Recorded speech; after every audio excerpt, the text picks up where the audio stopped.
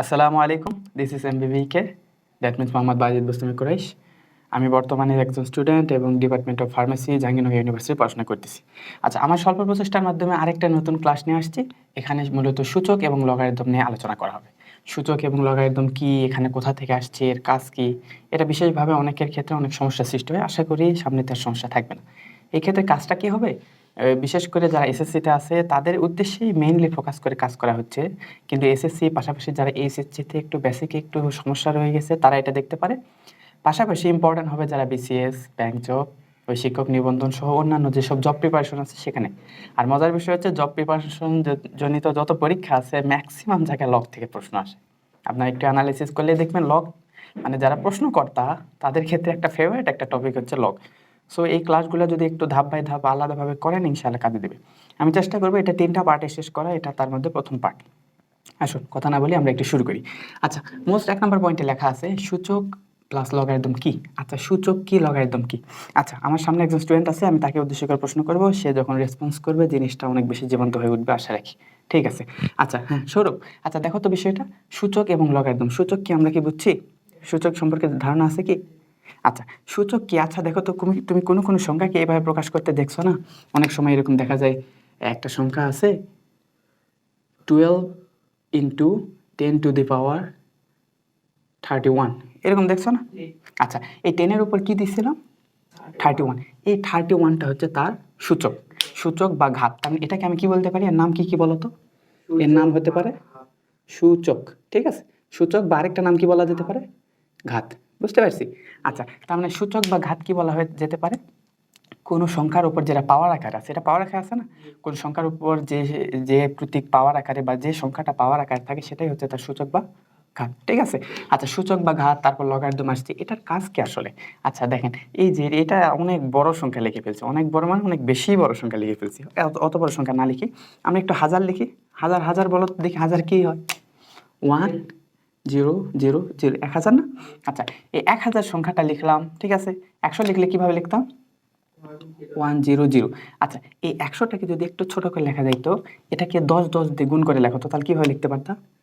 10 into 10 লিখতে পারতাম না? এই জিনিসটাকে 10 ইন্টু 10, তাহলে 10 ইন্টু 10 মানে 10 কয়টা হইলো? 2টা হইলো না? আচ্ছা, 2টা হইলো তো এই এই জায়গাকে এটাকে আমরা আরো একটু সংক্ষেপে সহজ করে লিখতে পারি। 10 লিখে কয়টা? 2টা না? 10⁻²। বুঝতে পারছি? যাকে আমরা বলতে পারি 10 স্কোয়ার। তাহলে 10 স্কোয়ার মানে কি 10 ইন্টু 10। ঠিক আছে? আচ্ছা, এই 100টাকে একটু সংখ্যায় লিখতে পারলাম না?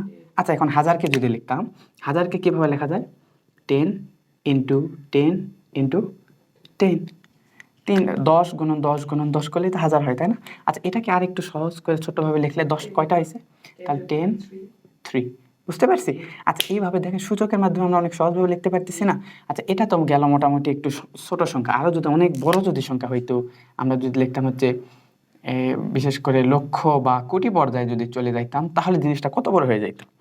এই এত বড় একটা সংখ্যা লিখতে আমার খাতার জায়গায় বেশি লাগতেছে, বা আমি যদি কোনো সফটওয়্যারে লিখি সেক্ষেত্রে একটা বড় সংখ্যা হয়ে যাচ্ছে না? সেটাকে এভাবে লেখা আমার জন্য সহজ কিনা? এখানে কয়টা শূন্য আছে? 1 2 3 4 5 6 7। তাহলে যেহেতু 7টা শূন্য আছে, তার মানে এখানে কয়টা শূন্য ছিল? 2টা। 10-এর উপর পাওয়ার কত দিয়েছিলাম? 2। এখানে শূন্য ছিল কয়টা? 10-এর উপর পাওয়ার দিয়েছিলাম। এখানে যেহেতু 7টা, তার মানে এটা 10-এর উপর কত পাওয়ার দিব? 10⁻7। এই যে এই অতিরিক্ত যে 7টা দিছিলাম, এটাই হচ্ছে এর সূচক, এটাই হচ্ছে এর সূচক বা ঘাত। তাহলে সূচক বা ঘাতের অন্যতম বৈশিষ্ট্য হচ্ছে অনেক বড় সংখ্যাকে লেখার জন্য অনেক ছোট আকারে প্রকাশ করা। ঠিক আছে? বুঝতে পারছি? এবং এই সূচকের মাধ্যমে, সূচকের একটা বিশেষ বৈশিষ্ট্য, সূচককে কাজে লাগিয়ে আমরা লগারিদম তৈরি করা হয়েছে। আচ্ছা, এখন যে বিষয়টা আমরা দেখো, আমরা যে হাজার লিখলাম না, এই হাজারের পয়েন্টটা মনে আছে না সৌরভ? একটু দেখো, এই হাজার এই জিনিসটা একটু লেখার সিস্টেম একটু মনে রাখি, তাহলে আমরা এখান থেকে লগের একটু ধারণা পাবো আসলে লগটা কিভাবে কাজ করে। আচ্ছা, আমরা কি লিখছিলাম? আমরা লিখছিলাম হচ্ছে, মনে করো যে এই 10-এর উপর কত পাওয়ার দিয়ে হাজার হয়েছিল বলো তো? 10-এর উপর 3 পাওয়ার দিয়ে হয়েছিল কত? 1 0 0 0, হাজার হয়েছিল, তাই না? তার মানে 10-এর উপর কত পাওয়ার দিতে হয়েছে? 3। ফলাফল কত পাইছি? হাজার। এটাকে যখন লগ দিয়ে লেখা হয় না, লগ লেখা দেখতে পাচ্ছি তো না? আচ্ছা, এটাকে যখন লগ দিয়ে লেখা হয় LOG, লগ, এটার সম্পূর্ণ ফর্ম হচ্ছে লগারিদম। লগারিদমকে সঙ্গে কি বলা হয়? লগ বলা হয়। এই সম্পর্কে অনেক ডিটেল বলা হবে, আপাতত আমরা একটু সূচনা করি। ঠিক আছে? আচ্ছা, লগ লগ লিখতেছি, এটা কার উপর পাওয়ার আছে বলো তো? 10-এর উপর না? তাহলে এই 10টাকে কি বলা হবে? ভিত্তি বলা হবে। এই 10 কার উপর পাওয়ার আছে? 10-এর উপর। তাহলে 10-কে বলা হবে ভিত্তি। তাহলে এই ভিত্তিটাকে নিচে লেখা হয়। কোথায় লেখা হয়? নিচে। এই যে লগের একটু নিচ বরাবর, যে লগের নিচ বরাবর লিখলাম কোনটা? ভিত্তি। ভিত্তি একটু নিচে থাকে না? এইভাবে লগের নিচে লিখছি কি? ভিত্তি। আচ্ছা, এই যে ভিত্তিটা আমি লিখলাম, লেখার পর এর ফলাফল কত বলো তো? 10-এর উপর কিউব করে ফলাফল কত পাইছিলাম? 1000 পাইছিলাম না? সেই 1000 লিখতে হবে উপরে। কোথায়? উপরে। এই যে, তার মানে বিষয়টা বোঝো। 10 কিউব, 10 কিউব মানে 10 টু দি পাওয়ার 3 লিখে আমি 1000 পাইছিলাম না? এখানে লগ লিখে ভিত্তি, ভিত্তি কোনটা এখানে? 10, 10 এখানে ভিত্তি, তাহলে 10টাকে লিখলাম নিচে। আর ফলাফল কত পাইছিলাম? 1000, সেই 1000টা উপরে। এখন লগ কি করে? 10-এর উপর কত পাওয়ার দিলে 1000 হয় সেটা তোমার থেকে চাইবে। বুঝতে পারতেছি? এখন তুমি বলো 10-এর উপর কত পাওয়ার দিলে 1000 পাবো? তাহলে এই ফলাফল হচ্ছে 3। তাহলে তোমাকে যদি কখনো প্রশ্ন করা হয় লগ, এটা কি 10 বেস না? বেস মানে ভিত্তি। তোমাকে যদি প্রশ্ন করা হয় 10 বেসড 1000, অর্থাৎ 10 ভিত্তিক লগ, 10 ভিত্তিক 1000-এর লগ, লগ মান কত? কত হবে? এত বড় জিনিসটাকে ছোট্ট একটা অংশে প্রকাশ করতেছে না? জিনিসটা সহজ। আচ্ছা, এটাই হচ্ছে এভাবে প্রকাশ করা। আর এটা মূলত কখন কাজ হয়েছিল জানো? এই আমরা এখন কি হিসাবের জন্য ক্যালকুলেটর ইউজ করি না? আমরা হিসাবের জন্য এখন সুন্দর করে ক্যালকুলেটর ইউজ করি। তারপর আর কি ইউজ করি? কম্পিউটার ইউজ করি না? কম্পিউটার, ক্যালকুলেটর, কম্পিউটার, এগুলা যে ইউজ করতেছি, এটা তো রিসেন্টলি আসছে। রিসেন্টলি মানে হয়তো বা 100 বছরের কাছাকাছি এই সময়টাতে এটা বেশি জনপ্রিয়তা পাইছে। তার আগে কি এগুলা ছিল? কিন্তু ম্যাথমেটিক্স পুরো পৃথিবীতে অনেক আগে আসছে কিনা? তখন ক্যালকুলেটর বা কম্পিউটার এগুলা ওয়ার্ডগুলো ছিল না, বা এগুলার আমরা যে কাঠামোগুলো জানতাম না। তখন আমাদের এই হিসাব নিকাশে অন্যতম ভূমিকা রাখতো, সেটা হচ্ছে লগারিদম। বুঝতে পারছি? একটু ধারণা পাইছি না লগারিদম কি? আর সূচক সম্পর্কে মোটামুটি একটা ধারণা আসছে না? এখন দেখো সূচক সম্পর্কে আর একটু ক্লিয়ার কনসেপ্ট বলি, তাহলে তারপর আমরা ধাপে ধাপে এই প্রত্যেকটা পয়েন্ট যদি আমরা শেষ করতে পারি, ইনশাআল্লাহ তুমি সূচক সম্পর্কে ভালো কিছু বুঝে যাবে। এটা কি মিশছে? পরিষ্কার হয়েছে না? আচ্ছা দেখো, তারপর ইম্পর্টেন্ট পয়েন্টগুলোতে আমরা আসি। আচ্ছা, তোমাকে যদি এখন লেখা হইতো, এই বিষয়গুলো আমরা একটু ক্লিয়ার থাকি। দেখো, তোমাকে যদি বলা হয়েছে 2 স্কোয়ার মানে কি বলো তো? 2 স্কোয়ার মানে হচ্ছে 2 ইন্টু 2। এর মানে এই না 2 2 4, তা কিন্তু না। 2 কয়বার আছে? 2 আছে 2 বার। ফলাফল কত পেলাম? 4। এটা হচ্ছে তার ফলাফল। ঠিক আছে, আমি যদি 2 কিউব লিখতাম, আর কি কি বলবা? 3 2 6? না, এটা কিন্তু আমরা ভুল করে থাকি, এগুলো ভুল করবো না। ঠিক আছে, এর মানে কি 2 কয়বার আছে? 2 ইন্টু 2 ইন্টু 2 ইকুয়াল কত? 2 2 4, 4 2 8, তাই না বলো? আচ্ছা, তারপর আমরা যেটা বলতে পারি সেটা তোমাকে আরেকটু বড় করে বললাম। 3-র উপর কিউব লিখলাম মানে কি? 3 3 9? হ্যাঁ, 3 3 9। এই তো দেখো, সুন্দর করে বলে ফেলছে। 3 ইন্টু 3 ইন্টু 3, 3 3 9? 3 3 9, 3 9। এই যে, বুঝতে পারছি? আচ্ছা, এটা আমাদের তালে হঠাৎ করে ভুল হয়ে যায়, বুঝছো? তো আশা করি ভুলটা হবে না। এখন এই যে লিখলাম 2 স্কোয়ার ইজিক্যাল কত আসছে? 4 আসছে। 2 কিউব ইজিক্যাল কত আসছে? 8 আসছে। 3 কিউব ইজিক্যাল 27। এখানে যে জিনিসটা লিখলাম না, এখানে 2টা কি বলতো? এই 2টা, এটা হচ্ছে ভিত্তি। এটাকে কি বলা হয়? ভিত্তি। ঠিক আছে না ভাইয়া? আচ্ছা, এই 2টা, এটাও ভিত্তি। এখানে 3, এটা কি? ভিত্তি। লেখা বোঝা যায়? আচ্ছা, এটা হচ্ছে ভিত্তি। আর উপরে যে পাওয়ারটা আছে না, এখানে যে 2 ছিল, এখানে যে 3 ছিল, এখানে যে 3 ছিল, এগুলাকে কি বলা হয় বলো তো? পাওয়ার। এগুলাকে বলা হয় সূচক। দেখো, বেশ কয়েকটা নাম বলা হয়, সূচক বা কি বলা হয়? ঘাত, বা ইংলিশে যদি বলি পাওয়ার, তাই না? পাওয়ার। গুড। ঠিক আছে, এই পয়েন্টগুলো আমরা বুঝতে পারছি না? আচ্ছা, এইভাবে আমরা তাহলে কাজ করতে পারবো। তাহলে এখানে যদি হয়ে থাকে, আচ্ছা দেখো, এখানে আমরা প্লাস দিয়ে কাজ করলাম না? এখন প্লাস দিয়ে কাজ না করে যদি একটু মাইনাস দিয়ে কাজ করতাম, এটুকু মোটামুটি আইডিয়া পাইছি না? আচ্ছা, আইডিয়া পাইছি। তারপর আমরা যদি আরেকটা, আচ্ছা একটু একটু দেখো তো।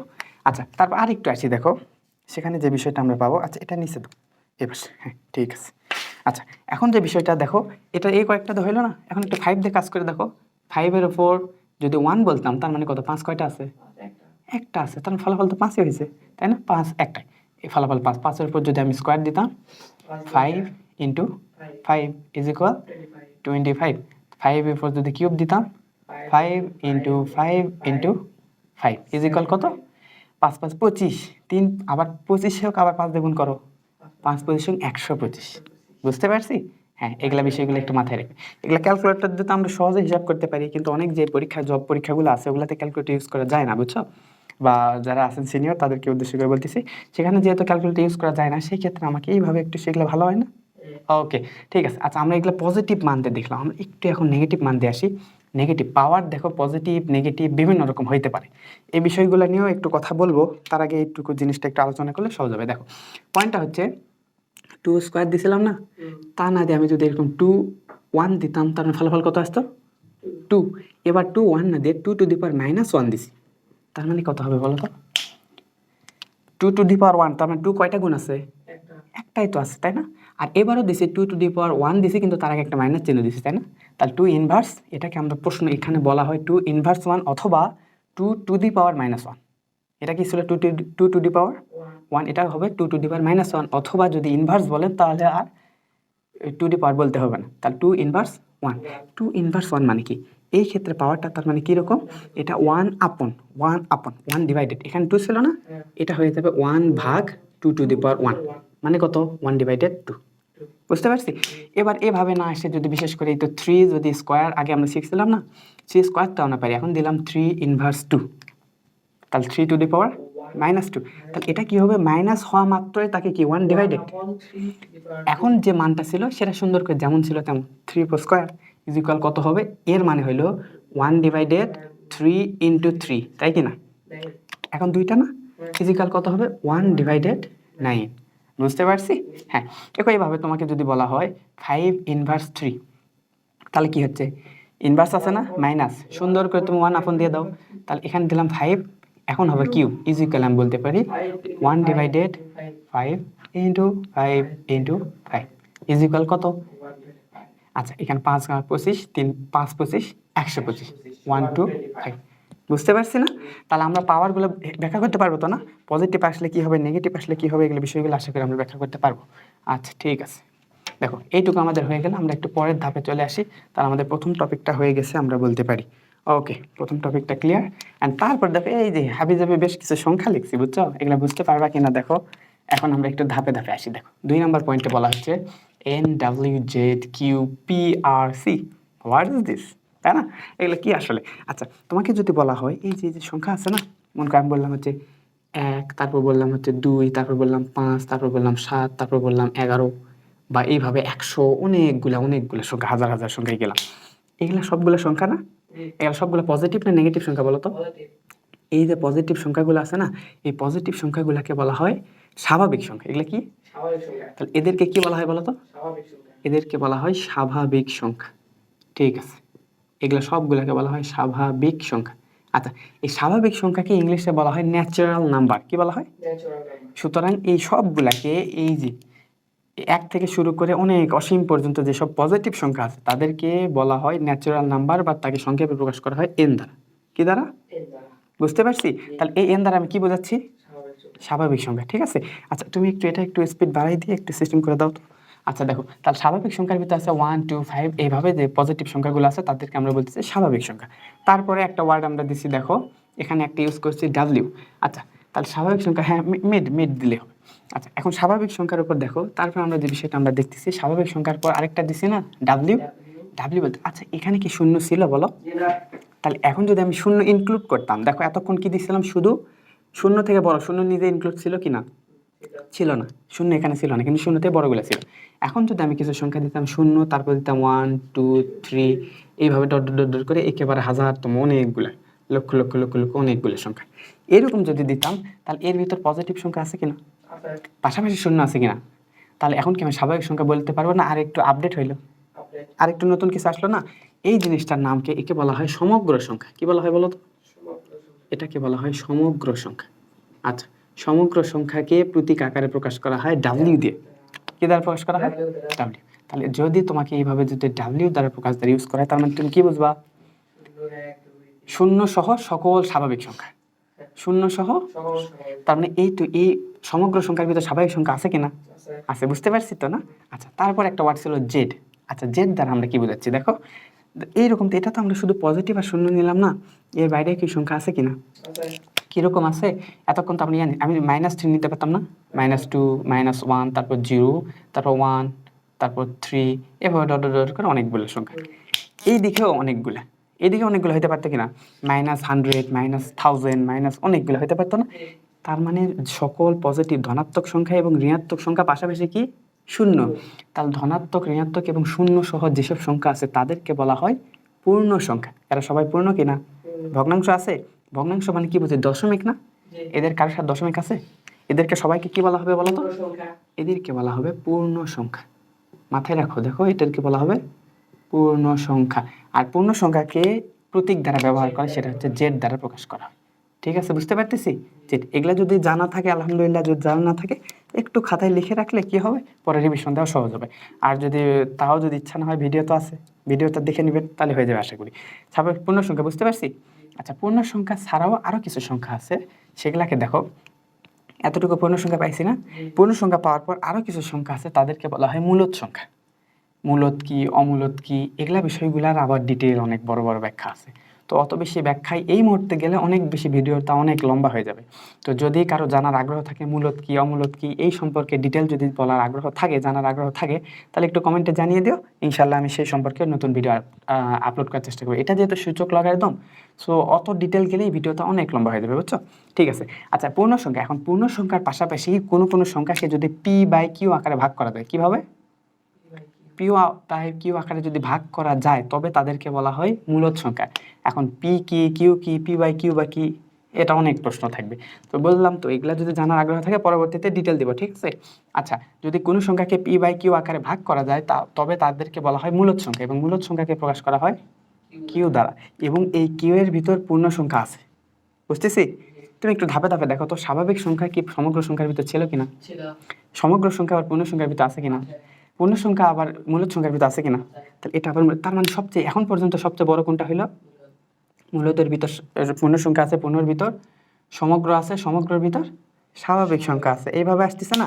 আচ্ছা হ্যাঁ, এইটুকু আমরা বুঝলাম। এইটুকু বোঝার পর তারপরে পয়েন্টগুলো দেখো, আরও বেশ কয়েকটা লিখে রাখছিলাম। মূলদ সংখ্যা যদি থেকে থাকে, অমূলদ সংখ্যা আছে না? অমূলদ একটা সংখ্যা আছে। এই অমূলদ সংখ্যা কি? যাদের P/Q আকারে প্রকাশ করা যায় না। এখন P/Q জিনিসটা তো এখনো বুঝেই নাই। তো আপাতত একটু খুব বেশি ডিটেল বলতেছি না, এটা অনেক সময় হয়ে যাবে। ইনশাল্লাহ পরে কোনো ভিডিওতে যদি সুযোগ হয় আমরা আপলোড করে দেবো ইনশাল্লাহ।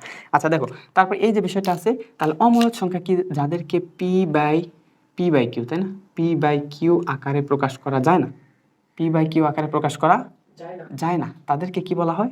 অমূলদ সংখ্যা। আচ্ছা, তাদেরকে বলা হয় অমূলদ সংখ্যা। অমূলদ সংখ্যাকে প্রকাশ করা হয় P দ্বারা। আচ্ছা, তাদেরকে বলা হয় অমূলদ। বুঝতে পারতেছি? অমূলদ যাদেরকে প্রকাশ করা হয় কি দ্বারা? P দ্বারা, তাই না? এই ভুল লিখে ফেলতেছি। আচ্ছা, তাদেরকে প্রকাশ করা হয় P দ্বারা। তাহলে অমূলদ সংখ্যা। আচ্ছা, কিন্তু মজার বিষয় হচ্ছে অমূলদ সংখ্যার মূলদ সংখ্যা কিন্তু একই না, দুটো আলাদা কিনা? তাহলে আমরা দেখছিলাম মূলদের ভিতর পূর্ণ সংখ্যা আছে, পূর্ণ সংখ্যার ভিতর কি আছে? পূর্ণ সংখ্যার ভিতর সমগ্র সংখ্যা আছে, সমগ্র সংখ্যার ভিতর স্বাভাবিক সংখ্যা আছে, কিন্তু অমূলদ সংখ্যা কিন্তু এদের থেকে আলাদা। এখন মজার বিষয় হচ্ছে মূলদ প্লাস অমূলদ। ইম্পর্টেন্ট বিষয় দেখো, কি? মূলদ প্লাস অমূলদ। মূলদ আলাদা, অমূলদ আলাদা কিনা? মূলদ এবং অমূলদ এই দুটা মিলিতভাবে যেটা তৈরি হবে তাকে বলা হয় বাস্তব সংখ্যা। কি বলতো? বাস্তব সংখ্যা। বুঝতে পারতেছি? আচ্ছা, এই যে বাস্তব সংখ্যা যে জিনিসটা আছে না, বাস্তব সংখ্যা মানে পৃথিবীতে যেগুলো সংখ্যা এক্সিস্ট করে, যে কোনো সংখ্যার সাথে এক্সিস্ট করলেই হচ্ছে। এই এক্সিস্ট যারা করে, বাস্তব মানে কি? স্বাভাবিকভাবে বিস্তার করে রিয়াল না, একে বলা হয় রিয়াল নাম্বার। কি বলা হয়? Real number. আচ্ছা, রিয়াল নাম্বার, যেহেতু রিয়াল নাম্বারকে সংক্ষেপে কি দ্বারা প্রকাশ করা যেতে পারে? আর দ্বারা। বুঝতে পারছি? তাহলে পৃথিবীতে যত বাস্তব সংখ্যা আছে সবাইকে কি দ্বারা প্রকাশ করা হয়? আর দ্বারা। এখন মজার বিষয়, পৃথিবীতে যত বাস্তব সংখ্যা আছে, বাস্তব ছাড়াও অবাস্তব কিছু সংখ্যা আছে। অবাস্তব, তাই না? কি মজার বিষয়! অবাস্তব সংখ্যা আবার কি? কখনো জটিল সংখ্যার নাম শুনছো? বা এটা বিশেষ করে যারা এসএসসি পড়ছে, এসএসসি পরবর্তী ম্যাথের সাথে জড়িত নেই, তারা এটা জানবে না, এটাই স্বাভাবিক। জটিল সংখ্যা। জটিল সংখ্যা হচ্ছে একটা কল্পনার সংখ্যা, যেটা পৃথিবীতে এক্সিস্ট করে না, পৃথিবীতে নেই, কিন্তু কল্পনায় যে সংখ্যা ধরে নেওয়া হয়, এমন সংখ্যাকে বলা হয় জটিল সংখ্যা। জটিল সংখ্যার একটা বিশেষ রূপ হচ্ছে আই। আই মানে কি? আই মানে হচ্ছে ইমাজিনারি। ইমাজিনারি, কল্পনা করে নেওয়া, বুঝছো? তার মানে জটিল সংখ্যা মানে কি? কল্পনা করে নেওয়া কিছু। এখন এই কল্পনার ভিতর তোমার বাস্তব সংখ্যা তো আছেই, পাশাপাশি অবাস্তব কিছু আছে যেগুলা তুমি বাস্তবের ভিতরে আনতে পারবে না। তাহলে সবচাইতে বড় সংখ্যা কি হয়ে গেল? জটিল সংখ্যা হয়ে গেল না? আচ্ছা, তাহলে আয় দ্বারা যেগুলো প্রকাশ করা হয়, এই যে কল্পনার যে সংখ্যাগুলো আছে, এদেরকে কি বলা হয়? জটিল সংখ্যা। ঠিক আছে? জটিলকে ইংলিশে কি বলা হয় বলো তো? জটিলকে ইংলিশে বলা হয় কমপ্লেক্স। কমপ্লেক্স না? জিনিসটা অনেক কমপ্লেক্স। এই যে কমপ্লেক্স, তাহলে এটাকে বলা হয় কমপ্লেক্স নাম্বার। কমপ্লেক্সের শুরুর ওয়ার্ড সি থেকে বলা হয় কমপ্লেক্স নাম্বার। এতক্ষণ পর্যন্ত আমরা কি বুঝতে পারলাম? সবচাইতে বড় কি বলতো? সবচাইতে বড় হচ্ছে কমপ্লেক্স নাম্বার। তার চেয়ে ছোটো ছোটোভাবে আলাদা আলাদাভাবে আসছে না? এই পুরা শখটাকে যদি ছোট্ট একটা ঘরের মতো করে লেখা হয়, আশা করি বুঝতে সুবিধা হবে। এটা অনেক ক্ষেত্রে কাজে আসে। তাহলে সবচাইতে ছোটোকে ন্যাচারাল নাম্বার, ছোট সংখ্যা। ন্যাচারাল নাম্বার আবার কার ভিতর আছে? ন্যাচারাল নাম্বার আবার আছে হচ্ছে সমগ্র সংখ্যার ভিতর। ডাব্লিউ ডাব্লিউ দ্বারা সমগ্র সংখ্যা বুঝেছিলাম, তাই না?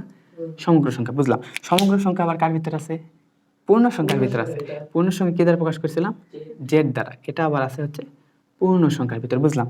এই পূর্ণ সংখ্যা আবার কার ভিতর আছে? মূলদ সংখ্যার ভিতর আছে। তাহলে এটাকে আমরা এইভাবে বড় করে লিখলাম কিউ, কিউ এর ভিতরে এগুলো সব আছে, ঠিক আছে? আচ্ছা, কিন্তু এখানে আবার নেই কোনটা, সেটা হচ্ছে অমূলদ। অমূলদকে কি দ্বারা প্রকাশ করছিলাম? পি দ্বারা। এটা আবার ভিন্ন একটা আলাদা, ভিন্ন গ্রহের মানব, বুঝছো? এখান থেকে আলাদা এটুকু যে হয়েছে। এবং সম্মিলিতভাবে কি পাওয়া যায়?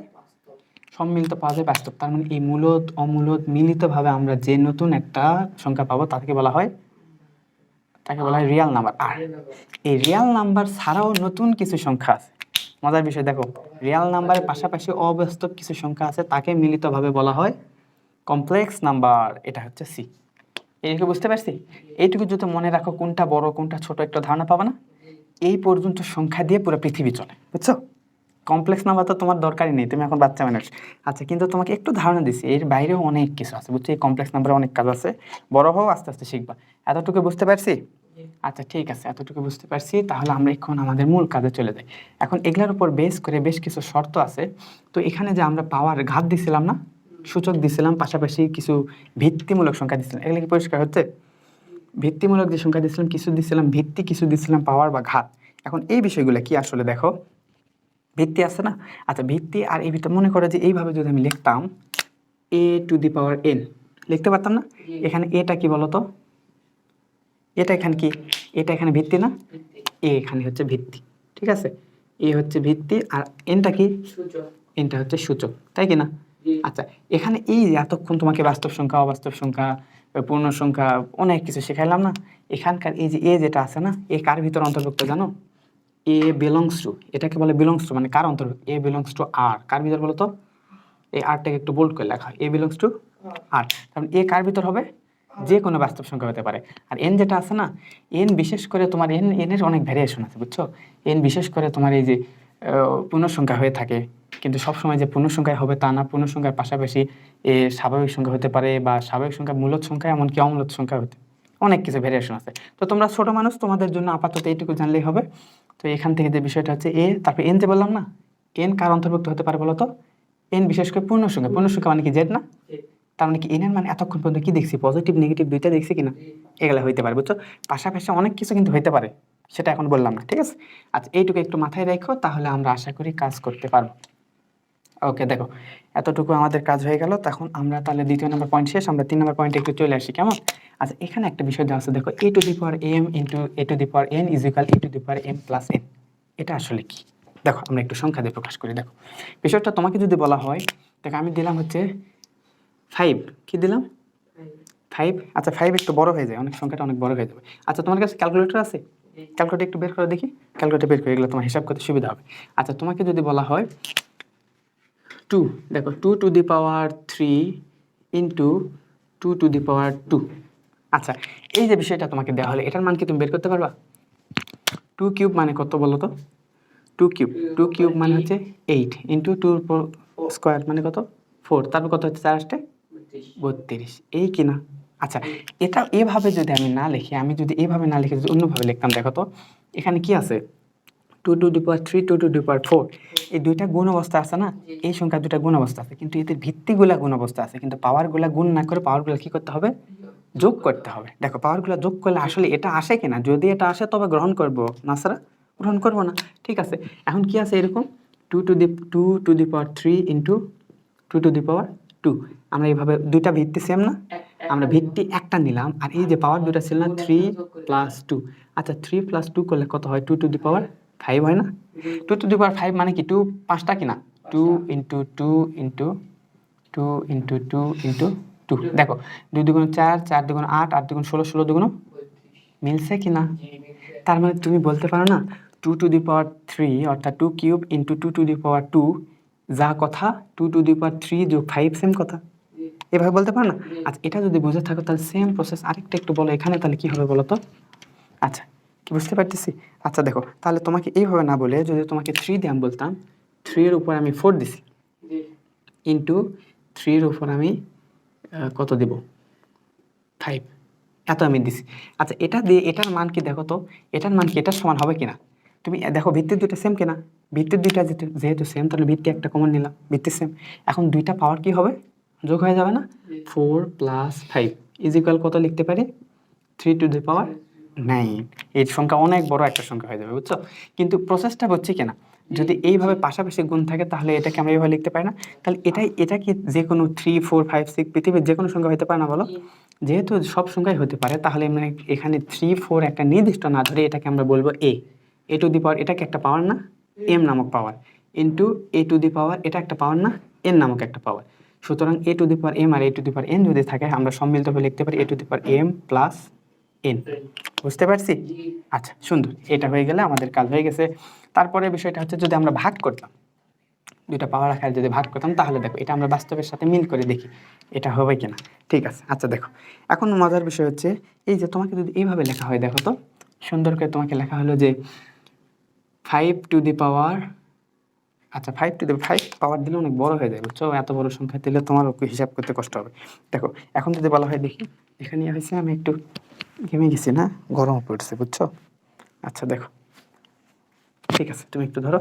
ওকে দেখো তারপর এখানে যে বিষয়টা আছে 3 টু দি পাওয়ার আমি 5 দিলাম, কত দিচ্ছি 5, ডিভাইডেড যদি 3 টু দি পাওয়ার 2, 3 স্কোয়ার যদি দিই। আচ্ছা এটা কেমন হয় বলো তো, এটা তুমি কীভাবে লিখতা, এভাবে ফলাফল বের করতাম না। 3 কয়টা, 5টা, 3 ইন্টু 3 ইন্টু 3 ইন্টু 3 ইন্টু 3, এভাবে হইতো কিনা, এভাবে হইতো না। ঠিক আছে, আচ্ছা তারপর কি হইতো, সব কিছু ঠিকঠাক আছে কি।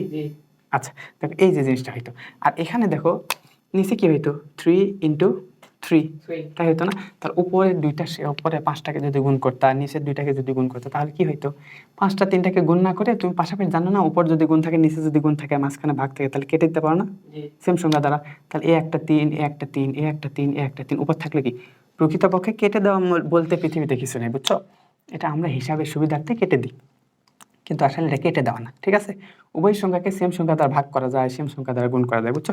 এটা অন্য একটা প্রসেসের ক্ষেত্রে আমরা সহজ হিসাবের জন্য কেটে দিই, প্রকৃতপক্ষে এটা কিন্তু কেটে দেওয়া না, তুমি পুরোটা হিসাব করে পুরোটা হিসাব করবে, ঠিক আছে।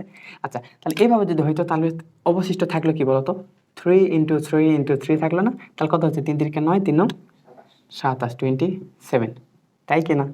আচ্ছা এটা আমরা এইভাবে কত পাইছি, 27 পাইছি না। এবার আমরা যেটা কাজ করব, কি ছিল 3 to the power 5 divided 3 to the power 2, এটা এইভাবে না হয়ে আগের বার গুণ ছিল না, যোগ করেছিলাম, এবার আমরা বিয়োগ করে দেখি। দুটা ভিত্তি কি আছে, সেম 3 আছে, তাহলে 3 এর উপর দেখো উপর 5 মাইনাস দিলাম 2। আচ্ছা 5 মাইনাস 2 মানে কত হইলো 3 টু দি পাওয়ার 3। আচ্ছা 3 টু দি পাওয়ার 3 এর মান কত আসে বলো তো, এটা মানে কি 3 ইন্টু 3 ইন্টু 3 না, তার মানে ইজ ইকুয়াল 27।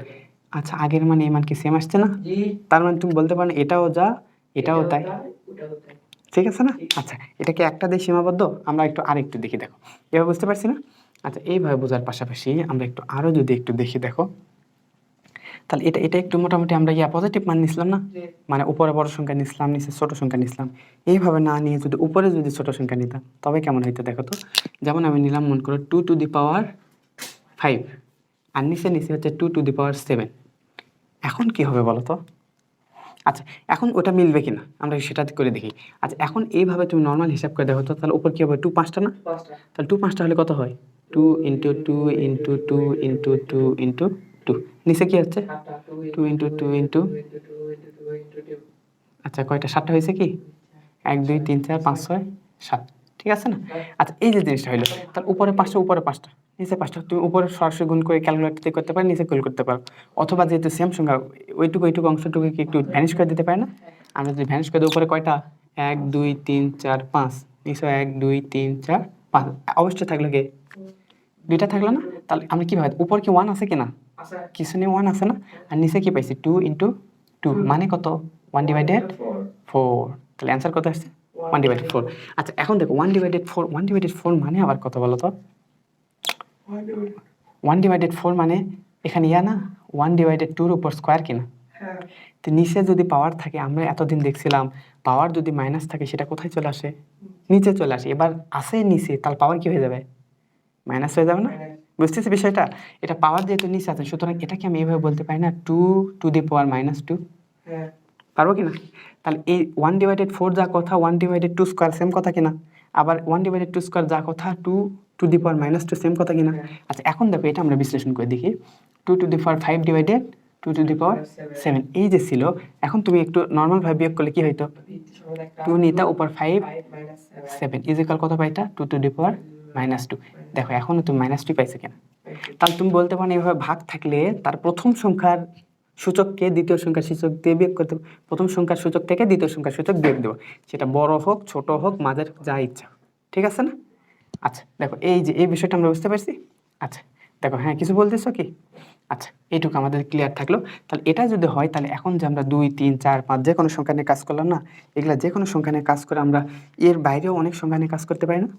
অনেক সংখ্যা নিয়ে যদি কাজ করতে হয় তাহলে আমরা এভাবে বলতে পারি না যে a টু দি পাওয়ার উপর একটা পাওয়ার n যদি হয়, m যদি হইতো, নিচে যদি a two the power n হইতো, তাহলে আমরা বলতে পারতাম না a two the power a minus n, তাই কিনা? তো এটা একটা শর্ত, বুঝতে পারছি? আচ্ছা হ্যাঁ এটা একটা শর্ত।